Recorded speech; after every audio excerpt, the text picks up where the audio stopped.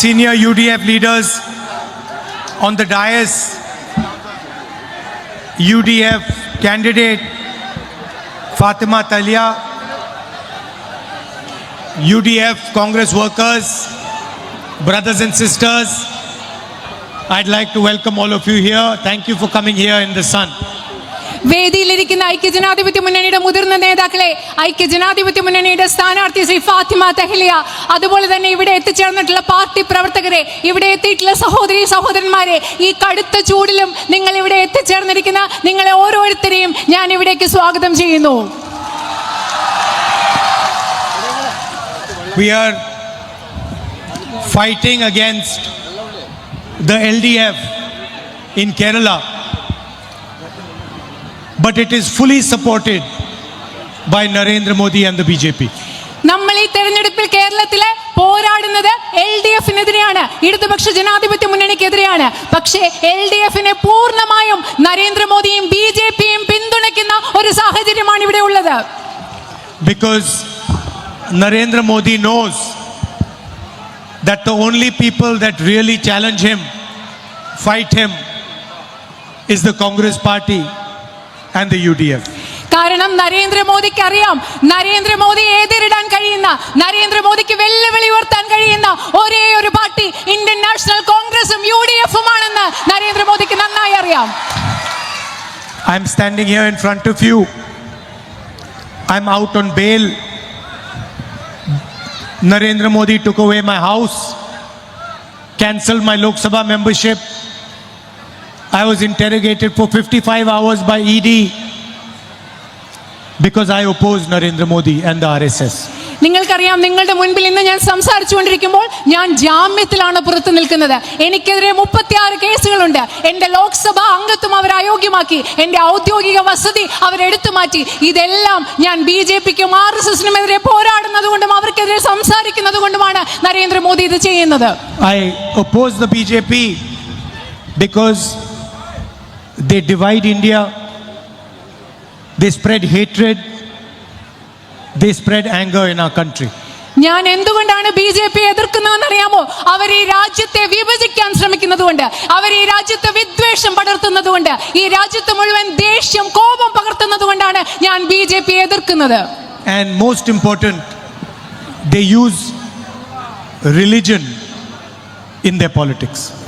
അത് മാത്രമല്ല, ഏറ്റവും പ്രധാനപ്പെട്ടതായി അവരുടെ രാഷ്ട്രീയത്തിൽ അവർ മതത്തെ ഉപയോഗിക്കുന്നത് കൊണ്ടാണ് ഞാൻ അവർക്കെതിരെ പോരാടുന്നത്.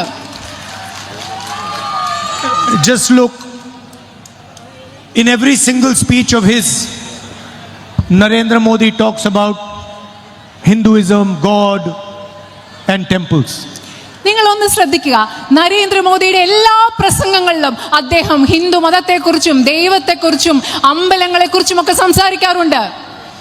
But when the CPM leaders, they stole gold from Sabarimala temple, from Ayyappa, the Prime Minister says nothing.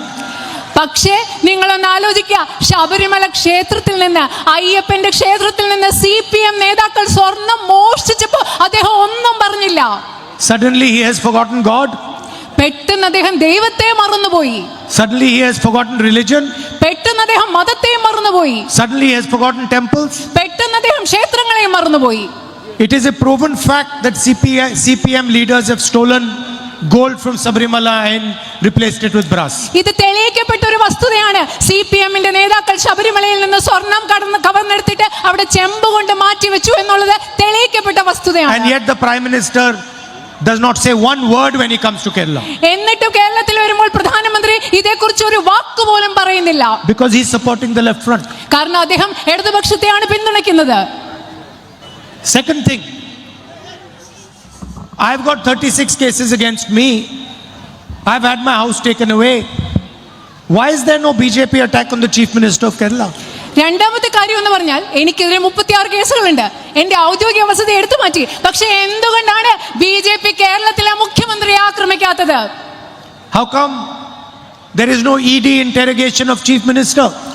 No interrogation of his children? No arrest of Chief Minister? No arrest of his children? How come? എന്തുകൊണ്ടാണ് കേരളത്തിലെ മുഖ്യമന്ത്രിയെ enforcement directorate ചോദ്യം ചെയ്യാത്തത്? എന്തുകൊണ്ടാണ് അദ്ദേഹത്തിന്റെ കുടുംബത്തെ ചോദ്യം ചെയ്യാത്തത്? എന്തുകൊണ്ടാണ് അദ്ദേഹത്തിന്റെ കുട്ടികളെ ചോദ്യം ചെയ്യാത്തത്? എന്തുകൊണ്ടാണ് അദ്ദേഹത്തിന്റെ കുടുംബാംഗങ്ങളുടെ അറസ്റ്റ് ഇവിടെ ഉണ്ടാകാത്തത്? Because Narendra Modi wants LDF to win. എന്തുകൊണ്ടെന്നാൽ നരേന്ദ്രമോദിക്ക് വേണ്ടത് LDF ജയിക്കണമെന്നതാണ് നരേന്ദ്രമോദിക്ക് വേണ്ടത്. But who is Narendra Modi? That's an even more interesting question. പക്ഷേ ഈ നരേന്ദ്രമോദി ആരാണ്? അത് അതിലും താല്പര്യമുണ്ടാക്കുന്ന ഒരു കാര്യമാണ്. He is the same man who has signed the US-India deal. ഇന്ത്യയും അമേരിക്കയും തമ്മിലുള്ള വ്യാപാര കരാർ ഒപ്പുവെച്ച രാഷ്ട്രതന്ത്രജ്ഞനാണ് Narendra Modi. He has handed over Indian agriculture, our farmers' future, to America. ഇന്ത്യയുടെ കാർഷിക മേഖല, ഇന്ത്യയിലെ കർഷകരുടെ ഭാവി അമേരിക്കയ്ക്ക് തീരെഴുതി കൊടുത്ത ആളാണ് Narendra Modi. He has handed over our energy security to America. India cannot buy oil from who it wants today. ഇന്ത്യയുടെ ഊർജ്ജ സുരക്ഷ അദ്ദേഹം അമേരിക്കയ്ക്ക് കൈമാറ്റം നൽകി. ഇന്ത്യക്ക് ആരുടെ കയ്യിൽ നിന്ന് എണ്ണ വാങ്ങിക്കണമോ അവരുടെ കയ്യിൽ നിന്ന് എണ്ണ വാങ്ങിക്കാൻ സാധിക്കില്ല. If we want to buy oil from Iran, if we want to buy oil from Russia, if we want to buy oil from Iraq or Saudi Arabia, we have to take permission of the United States of Donald Trump. നമുക്ക് ഇറാനിൽ നിന്നോ ഇറാഖിൽ നിന്നോ Saudi അറേബ്യയിൽ നിന്നോ റഷ്യയിൽ നിന്നോ എണ്ണ വാങ്ങണമെങ്കിൽ നമുക്ക് അമേരിക്കയുടെയും ഡൊണാൾഡ് ട്രംപിന്റെ അനുമതി എടുത്ത ശേഷം മാത്രമേ അത് സാധിക്കുകയുള്ളൂ. India's entire data has been handed over to the United States. They can store it wherever they want. ഇന്ത്യയുടെ മുഴുവൻ ഡേറ്റ വിവരശേഖരം അമേരിക്കയ്ക്ക് കൈമാറിയിരിക്കുകയാണ്. അവർക്ക് എവിടെ ആഗ്രഹിക്കുന്നോ അവർക്ക് അവിടെ അത് സംഭരിക്കാൻ സൂക്ഷിക്കാൻ സാധിക്കും. They can use it however they want. അവർക്ക് എങ്ങനെ ആഗ്രഹമുണ്ടോ ആ രീതിയിൽ നമ്മുടെ ഡേറ്റ അവർക്ക് ഉപയോഗിക്കാൻ സാധിക്കും. The same Narendra Modi has committed to Donald Trump that every year he will buy 9.5 lakh crores of products from America. ഈ അതേ നരേന്ദ്രമോദി തന്നെ ഡൊണാൾഡ് ട്രംപിന് വാക്കു കൊടുത്തിട്ടുണ്ട്. ഓരോ വർഷവും 9.5 ലക്ഷം കോടിയുടെ ഉൽപ്പന്നങ്ങൾ അമേരിക്കയിൽ നിന്ന് വാങ്ങുമെന്ന്. What will happen to our producers? What will happen to our small businesses? What will happen to our medium businesses? ഇതിങ്ങനെ സംഭവിച്ചാൽ നമ്മുടെ നാട്ടിൽ ഉൽപ്പാദിപ്പിക്കുന്നവർക്ക് എന്ത് സംഭവിക്കും? നമ്മുടെ ചെറുകിട വ്യവസായങ്ങൾക്ക് എന്ത് സംഭവിക്കും? നമ്മുടെ ഇടത്തരം വ്യവസായങ്ങൾക്ക് എന്ത് സംഭവിക്കും? The question is, why is our Prime Minister handed agriculture, our energy security, our data and our small and medium businesses to America? നമ്മുടെ മുമ്പിലുള്ള ചോദ്യം ഇതാണ്. എന്തുകൊണ്ടാണ് പ്രധാനമന്ത്രി നമ്മുടെ കാർഷിക മേഖല, നമ്മുടെ വിവരശേഖരം, അതുപോലെ നമ്മുടെ ഊർജ്ജ സുരക്ഷ ഇതെല്ലാം അമേരിക്കയ്ക്ക് കൈമാറുന്നത് എന്തുകൊണ്ടാണ്? Can you imagine that Donald Trump tweeted that the Prime Minister of India calls him sir? നിങ്ങൾക്ക് സങ്കല്പിക്കാൻ പറ്റുമോ? ഡൊണാൾഡ് ട്രംപ് ട്വീറ്റിൽ എഴുതി ഇന്ത്യയുടെ പ്രധാനമന്ത്രി അദ്ദേഹത്തെ സർ എന്നാണ് വിളിക്കുന്നതെന്ന്. He abuses the Prime Minister of India whenever he feels like. നരേന്ദ്രമോദിയെ എപ്പോ വേണമെന്ന് തനിക്ക് തോന്നുമ്പോഴൊക്കെ ഡൊണാൾഡ് ട്രംപ് അവഹേളിക്കുകയാണ്. And publicly says that he can destroy Narendra Modi anytime he wants. അദ്ദേഹം പരസ്യമായി ഒന്ന് പറയുകയാണ് അദ്ദേഹത്തിന് എപ്പോ വേണമെന്ന് വിചാരിച്ചാലും നരേന്ദ്രമോദിയെ നശിപ്പിക്കാൻ സാധിക്കുമെന്ന് പറയുകയാണ്. The sad thing is that he's telling the truth. ഏറ്റവും വിഷമമുള്ള വസ്തുത എന്ന് പറയുന്നത് ഇതാണ്, സത്യം വെളിവാക്കുന്നതെന്നാണ്. He has full control of Narendra Modi. Donald ട്രംപിന് നരേന്ദ്രമോദിയുടെ പൂർണ്ണ നിയന്ത്രണം ഉണ്ടെന്നാണ് ഇത് വ്യക്തമാക്കുന്നത്. Why? Because 3.5 million Epstein files are yet to be released and Trump can decide whether they're going to be released or not. എന്തുകൊണ്ടാണെന്ന് അറിയുമോ?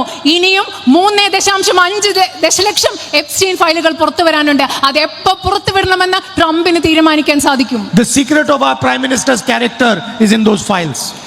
ഇന്ത്യൻ പ്രധാനമന്ത്രിയുടെ സ്വഭാവത്തിന്റെ രഹസ്യം ആ ഫയലുകളിലാണുള്ളത്. And Donald Trump knows that. അത് ഡൊണാൾഡ് ട്രംപിന് നന്നായി അറിയാം. The second control that Donald Trump has on Mr. Modi is Adani. Donald ട്രംപിന് മോദിയുടെ മേലുള്ള രണ്ടാമത്തെ നിയന്ത്രണം എന്ന് പറയുന്നത് മിസ്റ്റർ അദാനിയാണ്. Adani is not an ordinary company. Adani എന്ന് പറയുന്നത് ഒരു സാധാരണ കമ്പനി അല്ല. Nobody does something for nothing in business. ആർക്കും ഒന്നും കിട്ടാതെ ബിസിനസ്സിൽ ഒന്നും, വ്യവസായത്തിൽ ആർക്കും ഒന്നും കിട്ടാതെ ഒന്നും കൊടുക്കാറില്ല. And Adani has been given access to every single Indian business. Airports, ports, cement, infrastructure, solar, wind, every business has been handed over to Adani. ഇന്ത്യയിലെ എല്ലാ വ്യവസായങ്ങളും, അത് എയർപോർട്ടുകളാകട്ടെ, തുറമുഖങ്ങളാകട്ടെ, വിൻഡ് എനർജി ആവട്ടെ, സൗരോർജ്ജമാകട്ടെ, അതുപോലെ നമ്മുടെ അടിസ്ഥാന സൗകര്യങ്ങളാവട്ടെ, എല്ലാം അദാനിക്ക് നൽകിയിരിക്കുകയാണ്. This was not done for free. ഇത് സൗജന്യമായിട്ട് കൊടുത്തതല്ല. Adani is the financial system of the BJP. Adani എന്ന് പറയുന്നത്